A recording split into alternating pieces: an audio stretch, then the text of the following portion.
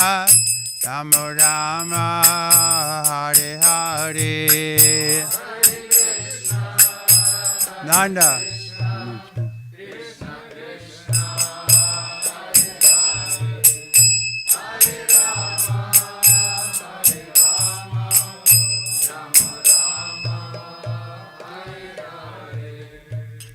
Amagyanatimirandasya janaganasalakayam chakshusmilitam jena tasmai shri gurave namaha Shri Chaitanya Manobhistam shapitam jena bhutale Swayam rupa karamaya dadati swapadantikam Shri Krishna Chaitanya Prabhu Nityananda Shri Advaita Gadadha Shivasari Gaura Bhaktavinda Hare Krishna Krishna Krishna Hare Hare Hare Rama Rama. We're reading Srimad Bhagavatam, Canto 11, Chapter 24, Text 2. Is it any place? Oh, no. Yeah. 24 skyrių ir antrą tekstą. 11:24-2. Aschi jnanamato artha ekam evat kilapitam yada vivika nipuna ado krita yuga yuge. Translation. Originally during the Krita Yuga, when all men were very expert in spiritual discrimination, and also previous to that, during the period of annihilation, the seer existed alone, non-different from the seen object. Vertimas. Kitados Krita Jugoje, kai visi žmonės turėjo stiprią dvasinės įžvalgos galią ir dar anksčiau po pasaulio žūties, stebėtojas egzistavo pats vienas, tarp jo ir stebinio jokios skirtybės nebuvo. Purport. Krita Yuga is the first age, also known as Satya Yuga, in which knowledge, being perfect, is not different from its object. In modern society, knowledge is highly speculative and constantly changing. There is often a vast difference between people's theoretical ideas and actual reality. In Satya Yuga, however, people are vivika nipuna, or expert in intelligent discrimination, and thus there is no difference between their vision and reality. Please, go ahead. Komentaras. Krita Jugoje, kitaip vadinama Satya Yuga, tai pirmoji era, kurioje žinios buvo absoliučios ir nesiskyrė nuo pažinimo objekto. Šiuolaikinėje visuomenėje žinios yra daugiausia grindžiamos spekuliatyviomis prielaidomis ir jų turinys be paliovos kinta. Tarp teorinių prielaidų ir objektyvios tikrovės dažnai žiojėja praraja. Tačiau Satya Jugoje žmonės buvo viveka nipunaha. Kitaip sakant, labai išvalgus ir jų intelektas pasižymėjo stiprią išvalgos gale, todėl tarp jų pasaulėvaizdžio ir tikrovės neegzistavo jokia takoskyra. Satya Jugoje visuomenės daugumą sudarė dvasinę savivoktį pasiekę žmonės. So, no difference between their vision and reality. In other words, they saw things as they were.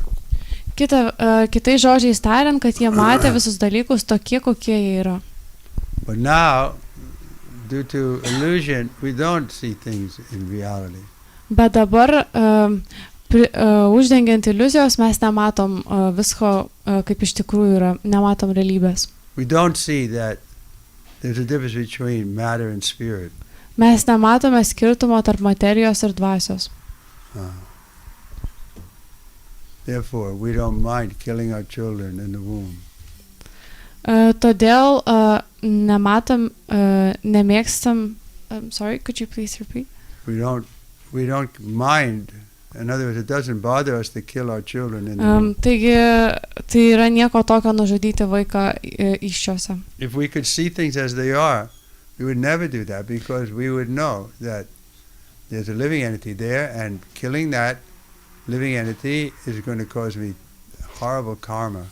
Bet jeigu matytume viską taip, kaip yra, tai suprastume, kad nužudyti tą gyvąją būtybę, kuri ten gyvena iščiose, tai pritraukia baisią karmą. So in this way, people could be sinless because they could see. Taigi tokiu būdu žmonės galėjo nesustepti nuodėmę, nes jie matė viską kaip yra. But in the Kali Yuga is the worst age, and so people can't see. Bet Kali Yuga yra pats blogiausias amžius, nes žmonės nemato tos realybės. They can't see the one step ahead of them. Nemato vienu žingsniu prieš juos. Like the story is there is a man sitting on the limb of a tree, and he's sawing the very limb that he's sitting on. Taigi yra tokia istorija, kad žmogus sėdėjo ant medžio šakos ir jis matė tą šaką prieš save. And a man comes along and says, "You should." Pjovė tą, sėdėjo ant šakos ir jis pjovė tą pat šaką, kur sėdėjo. So someone comes along and says, "You should stop that. If you keep that up, you're going to fall down." Ir kai kas atėjo ir pasakė, tu turi nustoti, nes jeigu toliau tai darysi, tai nukrisi. So he says, "Oh, what do you know?" And he keeps sawing. Ir jis pasakė, ką jūs čia žinot, ir toliau pjovė. Then sure enough, he falls down. Ir jis netrukus nukrito.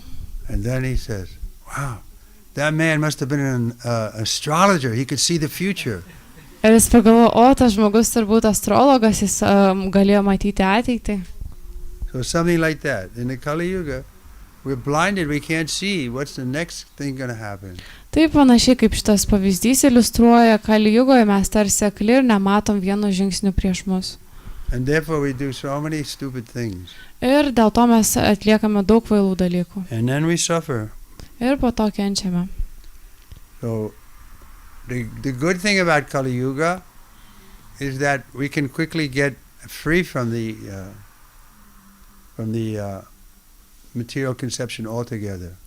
Ir geras dalykas, šnekant apie Kali Jugą, yra tai, kad mes galime išsilaisvinti iš materialios koncepcijos visiškai. Just like we're not big intellectuals, but we, by Prabhupada's mercy, by Chaitanya's mercy, we can see what is going on in this age.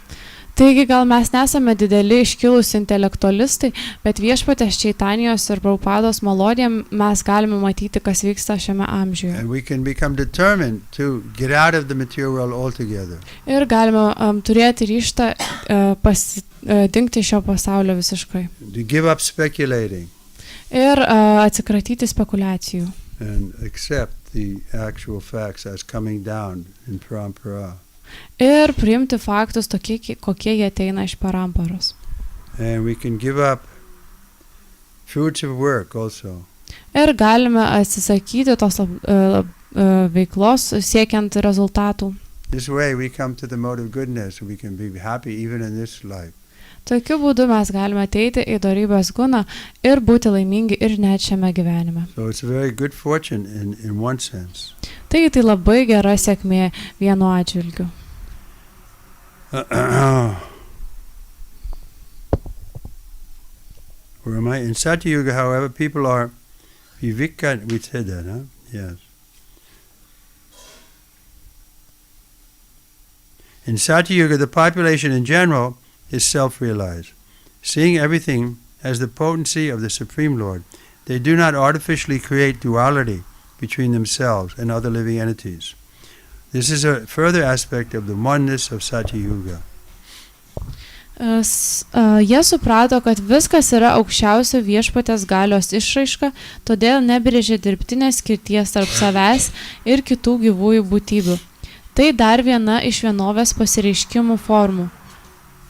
In other words, they see other living entities as just like themselves, and therefore they apply the golden rule, do unto others as you would have them do unto you.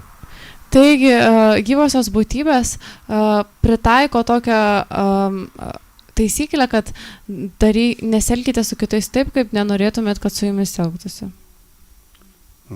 But in Kali Yuga, people don't see that, and they think that I'm better than you, and like Hitler was thinking, it was destined that Germany would be over everyone. Taigi, bet Kali Jugoje žmonės to nemato, jie galvoja, kad jie geresni ir, pavyzdžiui, Hitleris galvojo, kad Vokietija yra pati geriausia ir turi būti How is it galingiausia. possible that the whole nation bought into this man's psychotic fantasy? Ir kaip tai manoma, kad visa šita šalis pasijungia į vieno žmogaus tokią psichozinę fantaziją. German people are intelligent. Ir tie vokiečiai iš tikrųjų yra protingi. Why did they fall for that? Kodėl jie pasidavė tam tokiam planui? Such a big illusion. Tokia didelė iliuzija. So this is the result. Kali Yuga thinks we can't see things as they are. Bet toks jau yra Kali Jugos rezultatas, kad mes nematome dalykų tokie, kokie jie yra. At the time of annihilation, everything merges to rest within the Lord. And at that time also, there is no difference between the Lord. There is no difference between the Lord, who becomes the only seer, and the objects of knowledge which are contained within the Lord. The liberated living entity in the spirit... Okay, let's stop here. Materialaus pasaulio sunaikinimo metu viskas susilieja su viešpačiu ir nelieka skirtybės tarp viešpatės, kuris tampa vieninteliu stebėtoju, ir viešpatie glūdinčių stebinių. Amžiname dvasinėme pasaulyje gyvenančių išvaduotų gyvųjų būtybių tai neliečia, jos amžinai gyvena savo nekintamų dvasinių kūnų. The liberated living entities in the eternal spiritual world are never subject to such merging, but remain forever undisturbed in their spiritual forms, because they are voluntarily one with the Lord. In love, their abode is never annihilated. Jos savo valia per meilę susivienijo su viešpačiu, todėl buveinė, kurioje jos gyvena, niekada nepatiria sunaikinimo. Okay, so this is discussing about the point of annihilation. The living entity is goes into a seed form, and then when the next creation, he comes out of that. Taigi, čia kalbama, diskutuojama apie sunaikinimą, ir kai gyva būtybė tuo metu tokią miego būseną papuola, ir kai vėl yra kūrimas, jį vėl tarsi atsibunda iš tos būsenos. So the Lord becomes the only seer, but the living entities in that condition can't see. Taigi viešpas yra vienintelis, kuris tai stebi, o gyvoji būtybė to nemato. It's compared to like sleeping. When you're sleeping, you can't see. Tai yra sulyginama su miego būsena, kai miegame nematome. Or another example is given of the tree in the winter time. It lives in the root. Arba dar vienas pavyzdys su medžiu žiemos metu, ir tas nusileidžia gyvybę tarsi į šaknis. Then in the right season again it comes out. Ir tinkamų sezono metu vėl tai pakyla. So in this way the material world is manifest and sometimes unmanifest. Taigi tokiu būdu materialus pasaulis yra išreikštas kartais, o kartais neišreikštas. But this is explained in the 8th chapter of the Bhagavad Gita. The spiritual world is always manifest. Bet Bhagavad Gitos 8 skyriuje yra paaiškinama, kad dvasinis pasaulis visuomet egzistuoja ir yra išreikštas. So there's no annihilation of the spiritual world. Ir nėra jokio dvasinio pasaulio naikinimo. Because there, as it's saying here, are voluntary one with the Lord in love. So their abode is never annihilated. Nes, kaip čia sakoma, jos savo valia per meilę susivienijo su viešpačiu, todėl buveinė, kurioje jos gyvena, niekada nepatiria sunaikinimo. Any questions on this verse? Ar turite kokių klausimų, kalbant apie šį posmą? Excuse me. Text 3. Tanmaya phala rupena kevalam niravek kapitam van mano gocharan satyam vidha sama bhavid brihat. Translation. That one absolute truth, remaining free from material dualities and inaccessible to ordinary speech and mind, divided himself into two categories, the material nature and the living entities, who are trying to enjoy the manifestation of that nature. Vertimas. Ta vienatinė absoliuti tiesa, išlikdama nepaliesta materialaus dualizmo ir nepasiekiama įprastam žodžiui ir protui, skilo į dvi kategorijas – materiją ir gyvasias būtybės, kurios siekia naudotis jos apraiškomis savo malonumui. So this is the arrangement of the Lord to give the living entities who are against him a chance to correct their renegade or their wrong conception. Taigi toks yra viešpatės parėdimas, kad jis duoda šansą toms gyvosioms būtybėms, kurios yra nusteikusios prieš jį, būdą atgailauti ir ištaisyti tą netinkamą mąstymą. The wrong conception is thinking I should be in the center. Ir tas bloga mąstysena yra, kad aš turiu būti centre. But this will never be possible. Bet tai niekada nebus įmanoma. But due to false ego, we think yes, we can be the most important person. Bet suklaidinami netikro ego mes galvojame, taip mes galime būti pats svarbiausias asmuo. Just like Hitler, he thought he was the most important person, and his system of management was going to last for 10,000 years. Ir panašiai kaip ir Hitleris, jis galvoja, kad jis yra pats svarbiausias žmogus ir jo valdymo sistema išliks 10,000 metų. He really believed it.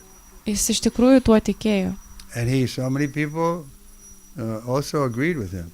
Ir daug žmonių taip pat su juo sutiko. So this is the danger of the material world. We're out of touch with reality. Taigi toks yra materialaus pasaulio pavojus, kad mes esame nesusilietę su tikra realybė. So we can get back into reality by accepting our actual position. Tai mes galime grįžti į realybę, iš tikrųjų priimdami savo tikrąją poziciją. Not like the Mayavadis or impersonalists who say we have no position at all, we're all one. Ne taip kaip majavadžiai ar impersonalistai, kurie sako, mes iš tikrųjų neturime jokios pozicijos, mes esame viena. No, we have a position. Mes turime savo poziciją. It's a glorious position. Ir tai iš tikrųjų išlovintina We're pozicija. eternal, full of knowledge and bliss. Tai jinai yra amžina, pilna palaimos ir žinojimo. But we're small particle, Bet mes esame maža dalelytė, and God is great. o viešpas labai didelis. And our natural constitutional position is to, you can say, support him or put him in the center. Ir mūsų natūrali konstitucinė padėtis, tai yra, kad padėti jam. The example is given, a beautiful diamond ring, if it's surrounded by small rubies, it enhances the beauty of the diamond. Tai yra toks pavyzdys pateikiamas, kad, pavyzdžiui, žiedas su deimantu, jeigu jis yra apsuptas rubinų, tai jie tik taip padidina deimanto tą grožį. So if we agree to the reality that God should be in the center, then we have a glorious position along with God. Ir jeigu mes pritarėme tam ir sutinkame su savo tą natūralia padėtimi, kad viešpas turi būti centre, tuomet tai yra labai šlovinga. Purport. Both material nature and the living entities are potencies of the Supreme Personality of Godhead. Komentaras. Ir materija, ir gyvosios būtybės yra niekas kita kaip aukščiausio Dievo asmens galios. So this is explained in the 7th chapter of Bhagavad Gita, how the living entity is different than the Lord. Tai yra paaiškinama Bhagavad Gitos 7 skyriuje, kaip gyvoji būtybė skiriasi nuo viešpatės. But they're within the jurisdiction of the Lord. Bet jie yra viešpatės pavaldus viešpačiui. So Chaitanya Mahaprabhu has given us the perfect philosophy, Achinta Bheda Bheda Tattva. We're one with God, and we're also different from God. Taigi viešpas Chaitanya Mahaprabhu davė tobulą filosofiją Achintya Bheda Bheda Tattva. Tai reiškia, kad mes tuo pačiu ir tapatūs su viešpačiu, bet ir skirtingi. Just like the sun ray is one with the sun, but also different. Taip pat kaip ir saulės spindulys, jis prilygsta, jis tapatus su saulė, bet taip pat ir skirtingas. So now we finished 4. We didn't do the purport.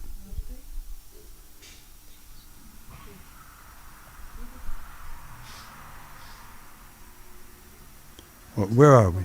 We finished the third text. We finished the third text. We finished the 3rd. Yes.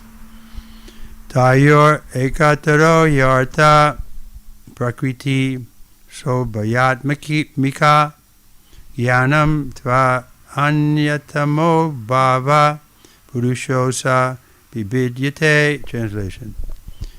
Of these two categories of manifestation, one is material nature, which embodies both the subtle cause and manifest products of matter.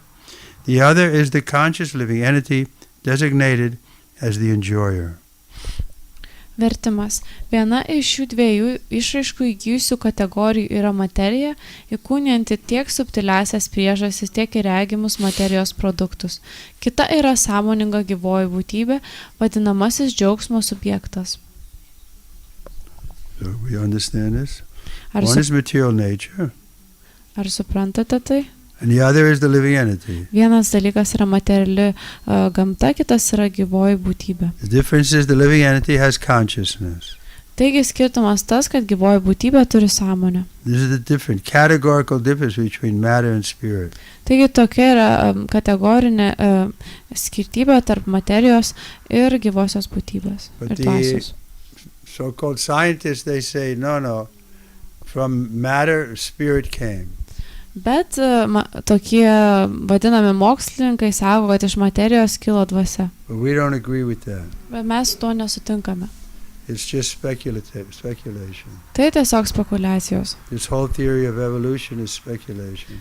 Visa ta evoliucijos teorija yra spekulacija. If we give them all the facility, they can't make one even tiny amoeba out of matter. Jeigu mes teiksime jam visas netgi galimybės įrangą, jie vis tiek nepadarys mažiausios amebos iš materijos. Once I was debating with some of these atheists, and they were saying, no, we've already made viruses. Taigi vieną kartą Maharadžas diskutavo su vienu iš tokių materialistų mokslininkų ir jis sako, jau mes sukūrėme virusus. So that may be because a virus lives off the living entity. Tai gali būti, nes virusai taigi jie gyvuoja iš gyvųjų būtybių If there was no living entities, there would be no viruses. Jeigu nebūtų gyvųjų būtybių, tai nebūtų jokių virusų. So that's really not a separate living entity. Taigi tai nėra atskira gyvoji būtybė. Purport. According to Srila Trivikrama Svamis ŠB, Prakriti here refers to the subtle pradhana, which later becomes manifest as Mahatattva. Komentaras. Pasak Šilos Dživos Gosvamio, prakriti čia reiškia subtilųjį pradą, pradaną, kuris vėliau tampa apreikštąja Mahatattva. Let's do one more. Tamo Raja Sattvam iti prakritir abhavan gunaha maya prakosha yamna anyaya purushash nu matena cha. Translation. When material nature was agitated by my glance, the three material modes, goodness, passion, and ignorance, became manifest to fulfill the pending desires of the conditioned souls. Vertimas. Kai mano žvilgsnis sužadino materialią substanciją, išraišką įgijo 3 materialios gunos – dorybė, aistra ir neišmanimas, kad išsipildytų neįgyvendinti sąlygotų sielų troškimai. So this is one of the symptoms of life, that the desire is there.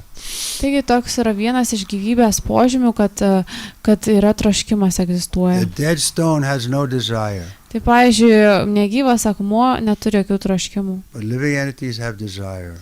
Bet gyvosios būtybės turi troškimus. Another symptom of life is that it has activity. Ir dar vienas gyvybės požymis, tai kad ji yra aktyvi. Whereas matter has no activity. It's just being moved by nature. O materija nėra aktyvi pati, jie tiesiog yra pajudinama gamtos. Purport. The Lord casts his glance over material nature to remind her that the conditioned souls have not worked out their chain of fruit of activity and mental speculation, and that creation is therefore again necessary. Go ahead. Komentaras. Viešpats nužvelgia materialią substanciją, norėdamas jai priminti, kad sąlygotosios sielos dar neįveikė viso savo karminio veiksmų ir spekuliatyvaus filosofavimo kelio etapų ir kad todėl būtina vėl kurti pasaulį. The Lord desires that the conditioned souls get the opportunity to become Krishna conscious in love of Godhead by understanding the futility of life without the Lord. Viešpas nori, kad sąlygotosios sielos turėtų galimybę pelnyti Krišno sąmonę ir meilę Dievui, supratosios, koks bergždžias yra gyvenimas be viešpaties. So the whole purpose of the creation is to give the living entities a chance to correct their rebellious desire and agree to cooperate with the will of the Lord. Taigi visas materiali kūrinija yra sukurta tam, kad gyvosios būtybės galėtų ištaisyti savo maištingą troškimą ir bendradarbiauti su viešpačiu. So in that sense it's like a prison house. Taigi iš tos pusės žiūrint tai yra kaip kalėjimas. It's keeping us here under our karma until we learn how to transcend that karma. Taigi čia mūsų laiko mūsų karma tol, kol mes išmokstame pakilti aukščiau jos transcendenciją. And the easy way to transcend it is to get in harmony with God's will. Ir lengviausias būdas tai pakilti ir iš to tai yra sutikti su viešpatės valia. Just like Arjuna, he was thinking, no, I don't want to fight because it'll be bad karma fighting with my superiors, Drona and Bhishma. Tai kaip ir Arjuna, jis galvojo, aš nenoriu kautis, nes tai man pritrauks daug blogos karmos su vyresniaisiais ta kova. But Krishna spoke Bhagavad Gita to assure him that no, if you work fully for me, then there's no karma. Bet Krišna papasakojo, išsakė Bhagavad Gita Arjunai, kad paaiškintų, kad nėra jokios karmos, jeigu tu elgiesi pagal mano valią. Then you come again to the Brahmabhuta platform where you're above the duality of material life. Tuomet jūs pakilate į Brahmabhuta platformą, kur esate virš materialaus pasaulio dualizmo. But majority of living entities, they don't want that. They want to stay here in the material world and to continue to enjoy. Bet dauguma gyvųjų būtybių to nenori, jie nori pasilikti materialiame pasaulyje ir toliau mėgautis. This is due to false ego. Taigi taip vyksta dėl netikro ego. But the Lord wants us to come back. Therefore, sometimes we say, Maya is also mercy of the Lord. Todėl mes kartais sakome, kad Maja taip pat yra viešpatės malonė. She's kicking us that you fool, you can't be happy here. Why do you remain here?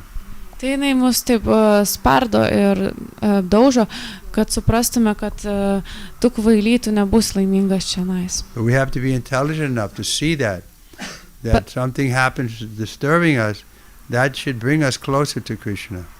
Ir mums reikia pakankamai turėti nuovokos intelekto, kad suprasti, kad jeigu vyksta tai, kas mus trikdo, tai mus tiesiog bando privesti arčiau prie viešpatės. The modes of nature arise from the glance of the Lord and become inimical to one another. Each mode attempts to conquer the other two. There is constant competition between birth, maintenance, and annihilation. Although a child desires to take birth, the cruel mother may desire to kill the child through abortion. Although we may desire to kill the weeds in a field, they stubbornly take birth again and again. Similarly, we often desire to maintain our physical status quo, but still deterioration sets in. Thus, there is constant competition among the modes of nature, and by their combination and permutation, the living entity tries to enjoy innumerable material situations without Krishna consciousness. Tarp viešpatės žvilgsnio sužadintų gūnų kyla susipriešinimas ir kiekviena jų stengiasi įveikti kitas dvi. Tarp gimties, tvermės ir sunaikinimo vyksta nuolatinė konkurencinė kova. Vaikas nori išvysti pasaulio šviesą, bet žiauri motina linki jam mirties ir darosi abortą. Mes naikiname piktžolės lauke, bet jos toliau atkakliai auga. Norime išlaikyti savo fizinę formą, bet ilgainiui ji vis tiek ima prastėti. Taigi tarp materialių kūnų vyksta nuolatinė kova dėl pirmavimo ir joms jungiantis įvairius derinius, Krišna užmiršusios gyvusios būtybės bando išnaudoti begalę materijos formų, kad patirtų malonumą. The word Purushan Shumnon Natena indicates that the Lord sets the stage for such material futility, so that the conditioned souls will eventually come back home, back to Godhead. Žodis Puruša Numatena reiškia, kad Viešpats sudaro prielaidas gyvai būtybei veikti, nors jos materiali veikla yra absoliuti beprasmybė, kad ji galų gale sugrįžtų namo pas Dievą. So this is the secret of remaining Krishna conscious, is to accept everything as an impetus to make us more Krishna conscious. Taigi, tokia yra Krišnos sąmonės prasmė, kad reikia viską priimti kaip postumį tobulėti. Otherwise, the tendency to blame Krishna for our trouble will overcome us. Tuomet gali mus įveikti tą tendenciją Krišną kaltinti dėl mūsų problemų. That tendency is there. We don't see God's hand, and if something bad happens to us, we're not able to see God's hand. Ir jeigu mums nutinka kažkas blogo, mes nesugebame pamatyti Viešpaties rankos. But devotee, because he's humble, he thinks, oh, I should be punished more. But because I'm trying to become a devotee, Krishna has minimized my punishment, and I'm only getting a token of what I deserve. Bet atsidavęs, kadangi jis yra nuolankus, jis galvoja, kad iš tikrųjų aš nusipelniau dar daugiau bausmės, bet kadangi Viešpats yra labai maloningas, tai aš gavau tik mažiau tokią nuolanki nuotaiką. In other words, devotee is really humble. Kitais žodžiais tariant, atsidavęs yra labai nuolankus. And in order to attain that stage, one should have a guru. Ir tam, kad pasiekti tą būseną, reikia turėti guru. Because then one can actually act on that stage of humility in front of the guru. Nes tuomet žmogus gali elgtis su tuo nuolankumu prieš savo guru. Even Chaitanya Mahaprabhu, Krishna himself, but in front of his guru, he confessed that I don't speak because I'm a fool. Netgi Viešpats Chaitanya Mahaprabhu, tai pas Krišną pasakė, kad prisipažino taip savo guru, kad aš nešneku prieš savo guru, nes esu kvailys.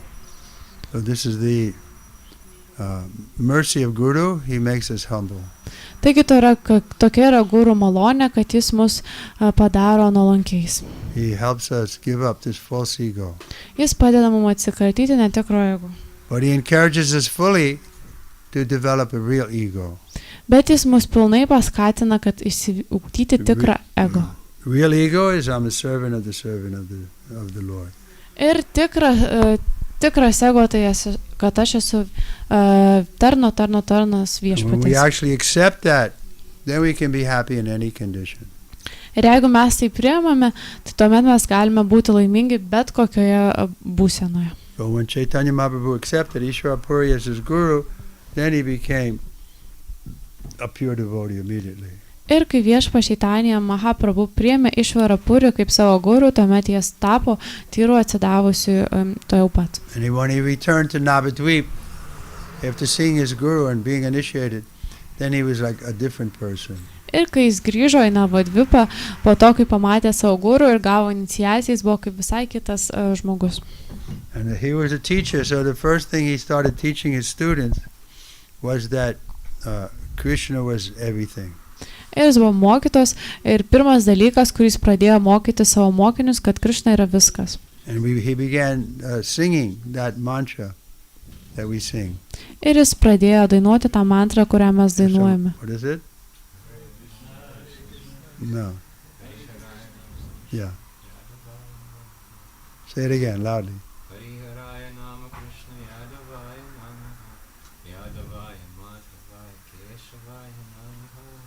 Like that, he started. I think the first line is what he said. Then the second was.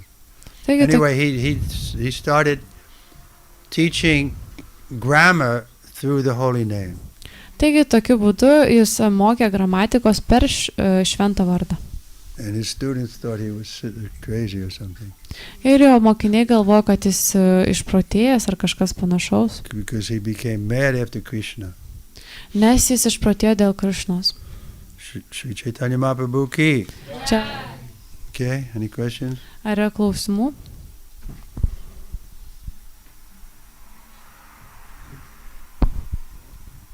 I don't have any more answers either. You have a question? No. Yes. Ar materialus pasaulis kada nors nustos egzistuoti? The question is, if someday material world will stop existing. If material world will cease to exist someday at all. Will the material world stop existing? Yeah. No, because the living entities will always have option to rebel, and some of them will. Tai ne, jis nenustos egzistuoti, nes vis tiek materialios, tos gyvosios būtybės turės tokį pasirinkimą maištauti prieš viešpatį. So the material nature is also eternal. Taigi materiali gamta taip pat yra amžina. It's eternal, but sometimes manifest, sometimes not manifest. Taigi yra amžina, bet kartais išreikšta, kartais neišreikšta. Shri Nitai Gaur and Chandra. Nitai Gaur Chandra ki. Yeah. Okay, and yeah. Hare Krishna. I have a question regarding, you mentioned how Chaitanya Mahaprabhu taught grammar through chanting Krishna's names, and everybody thought he's crazy. And I just thought, like today, mostly like we also, as devotees of Krishna, we like to be devotees, but in a temple mostly. We don't like to be recognized as Hare Krishna outside the temple, most of us. Just in case that someone think that we are crazy actually, like everybody thought Chaitanya Mahaprabhu is also crazy because he's mad for Krishna. So why is that? Is it should be like bother a lot, like what people will think about us, as because we're dressing different, we wear strange things on our forehead, and Yeah. So that came to Prabhupada also. That I'll translate. Okay. Taigi, mano klausimas yra, kad mes dažniausiai atsidavę mėgstam būti, tiesiog nešioti kažkokius drabužius ar atributus, ar laikytis, atsidavusiai šventyklai, bet už šventyklos ribų mes nelabai mėgstam, kad mus atpažintų kaip Hare Krishnas, nes žmonės mėgsta palaikyti tokius žmonės išprotėjusiais. Lygiai kaip Chaitanya Mahaprabhu, jisai mokė gramatikos Krishnos vardais ir visi laikė jį išprotėjusi tuo metu irgi. So that came to Prabhupada's attention in the very early days. The devotees are saying, Prabhupada, people think we're crazy. Taigi tai pastebėjo ir Šrila Prabhupada ir judėjimo pradžioj, kad žmonės galvoja, kad atsidavę yra išprotėję. And Prabhupada therefore wrote a little pamphlet. The name of it was "Who is Crazy?" Ir jis dėl to parašė tokį lankstinuką, kuris buvo parašyta, kas iš tikrųjų yra išprotėję. So maybe it's still available, I'm not sure. But the point is, we say that they're crazy because they're accepting this body as their self. Bet iš tikrųjų esmė tokia, kad mes sakome, kad jie išprotėję, nes jie priima savo kūną kaip pačius save. They don't know who they are. Jie nežino, kas jie yra. It's like if you go to an insane asylum, you have people who think that they're Napoleon or something. You say, "Oh, this guy is crazy." Tai pavyzdžiui, jeigu nueisite į beprotnamį, tą ligoninę tokią, tai sutiksite daug žmonių išprotėjusių, kurie galvoja, kad jie yra Napoleonai, bet suprasite, kad jie... So from our perspective, they're all crazy because they think I'm this body, I'm Mr. Smith or whatever, and that's an illusion. Taigi iš mūsų perspektyvos žiūrint mes matome, kad jie visi išprotėja, nes galvo, kad jie yra šitas kūnas, pavyzdžiui, ponas Smitas ir panašiai. If you ask them, who are you, they give a wrong answer. Ir kai mes paklausime jų, kas tu esi, jie duoda netinkamą So atsakymą. this is a sign of insanity. You don't know who you are. Taigi yra tokia išprotėjimo požymis, kad nežinote, kas esate. So we should tolerate such complaints or whatever you might call it, and go on with our service. Taigi mums reikia toleruoti tokius nusiskundimus ir tiesiog toliau tęsti savo tarnystę. Prabhupada gave an example that first they'll ridicule us, then they'll persecute us, and then they'll join us. Tai iš pradžių jie pašieps, toliau jie persekio ir po to prisijungs.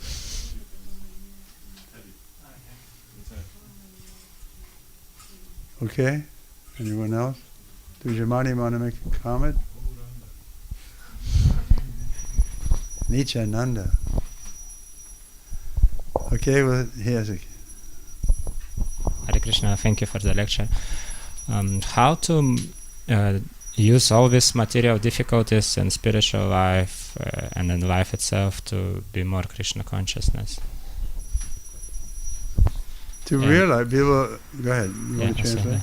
Kaip pasinaudoti visas materialus sunkumus, kad dvasiniam gyvenime ir aplamai gyvenime, kad pastiprinti savo Krishna sąmonę.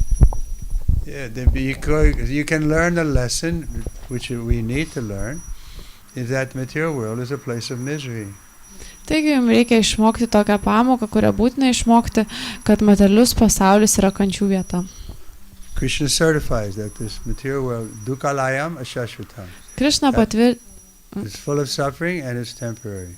Krishna patvirtina šitą teiginį, kad šitas materialus pasaulis yra dukkhalayam ashashvatam, kad jis yra pilnas kančių ir laikinas. But nobody believes that. Everybody thinks I'm going to be happy. Bet niekas to netiki, jie galvoja, kad aš būsiu laimingas. So if the devotee can learn this lesson practically, that there's no real happiness in this world. Bet atsidavęs gali išmokti šią pamoką, kad iš tikrųjų nėra jokios laimės materialiam pasauliu. But in the spiritual world there is happiness. Bet dvasinio pasaulyje yra laimė. It's like there's no water in the desert, but it doesn't mean there isn't such a thing as water. Taigi, taip pat kaip dykumoje nėra jokio vandens, bet tai nereiškia, kad iš vis vandens nėra. So materially there is no happiness. Taigi, iš materialios pusės žiūri, nėra jokios laimės. There's something fleeting that runs through your fingers. Taigi, tai kažkas tas jums byra pro pirštus. And if you look at the whole picture, you'll see it comes to zero. There's nothing tangible. Ir jeigu pažiūrėsite bendrą vaizdą, suprasite, kad iš tikrųjų viskas susiveda link nulio, nėra nieko apčiuopiamo. So that the Buddhists, they think, oh, yes, that's the reality is zero. Taigi, budistai galvoja, taip, realybė yra tiesiog nulis. But we say, no, if there's a minus one, there's a zero, there's a plus one. The plus one is Krishna conscious activities. Ne, bet mes sakome, kad yra -1, 0 ir +1. +1 tai yra Krishna sąmonė. That was Arjuna's same point. He was saying, I won't be happy even if I win by killing my relatives. Taigi Arjuna irgi tą sakė, kad aš nebūsiu laimingas, kai nužudysiu savo artimuosius. So better not to fight. Tai geriau nesikauti. But what did Krishna say? Bet ką Krishna sakė? Kuta, he said, how have these impurities come upon you? Bet jis pasakė, iš kur šitie nešvarumai kilo pas tave. You have a duty, you're a kshatriya. Tu turi pareigą ir tu esi kshatrijas. So we should do our duty. If we have a duty, we're coming in Prabhupada's movement, we have the duty to assist him in his mission. Taigi mes turime tokią pareigą, kad mes atėjome į šį Prabhupados judėjimą ir mes turime jam padėti jo misijoje. We have a duty to chant Hare Krishna and rise early in the morning. Taigi mes turime pareigą atsikelti anksti ryte ir kartoti Hare Krishna. So we should do that, and then we'll find happiness. Ir mums reikia tai daryti ir tuomet būsime laimingi. We'll find real happiness that doesn't leave us even at the point of death.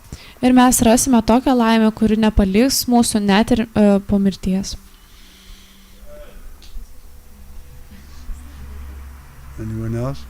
Dar kažkas That's turi okay. klausimų?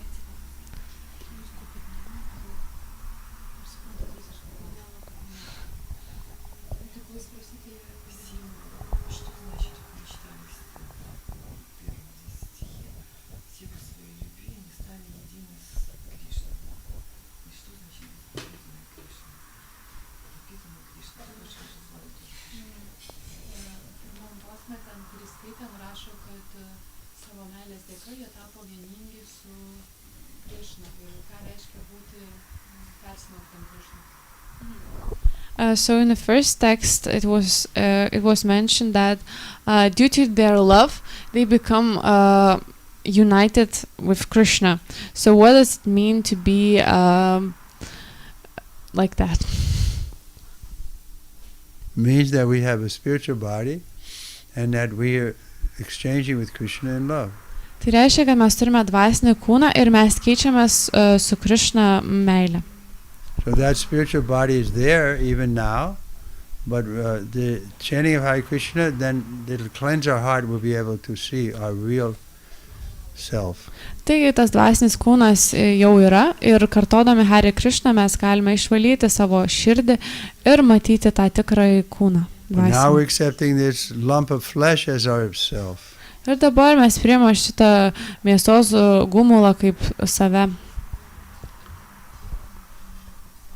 So each one of us has a spiritual body Taigi kiekvienas iš mūsų turi dvasinį kūną and a relationship with Krishna.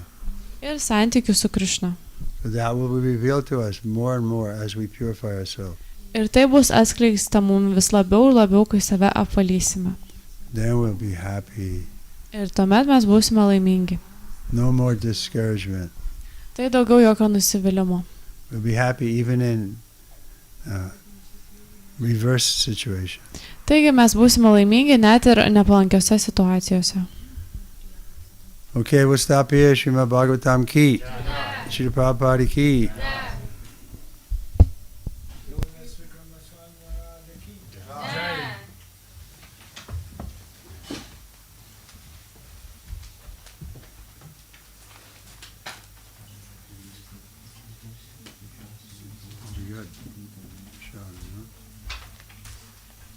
You put this back.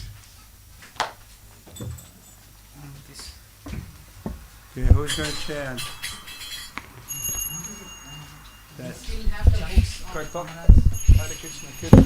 Taigi turime trumpą pranešimą, mes dar turime Maharadžo knygų. Ir yra paskutinė galimybė įsigyti. Ir kas nors, ką domintų įsigyti šias knygas, gali prieiti prie Prabhu ir įsigyti. Okay,